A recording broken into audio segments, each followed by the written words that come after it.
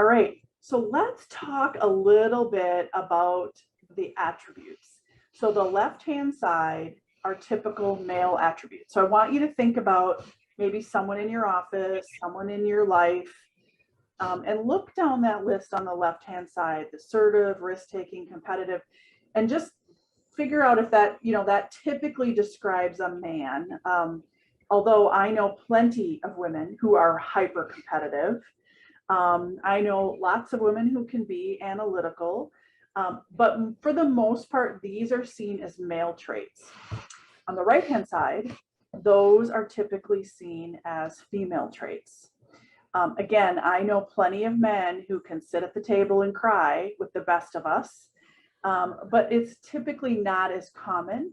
But women tend to be very compassionate, with a lot of empathy. We like to collaborate. We use our gut instinct a lot. And I find even when I'm coaching people, I usually say, trust your gut, because that usually is a pretty good indicator of the direction things are heading. So I don't think either one of these lists are right or wrong by any means.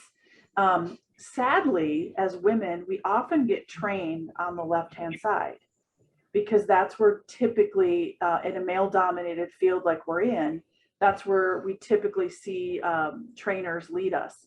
They're often telling us that, we have to meet our numbers, and that, you have to be, very much aware of the product and how it works. And they're less about what I call the touchy-feely stuff. That happens to be where I excel. So let's just switch a little bit now and look at this next slide, which talks about what qualities do you need to have to be a successful financial advisor. And I just highlighted a few. I mean, these are just a few.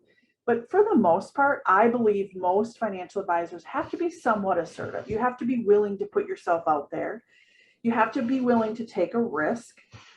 Some of us left careers in other industries to take this jump. We sometimes have to be competitive, or although that's probably one of my least qualities on this list of pink terms, we do have to be a little bit analytical. Again, not something that I'm very strong on.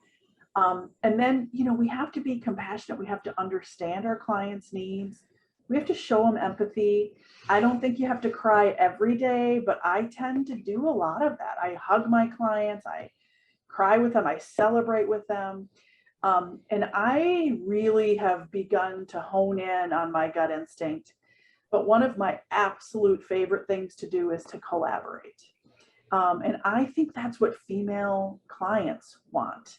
So I just want to highlight that, because I believe the male-female line is blurred when it comes to being a successful advisor. Some of these are going to come really easy to us, and others are not. And I have to work really hard at being analytical sometimes. I have to work really hard at being competitive, but the rest I can pretty well handle.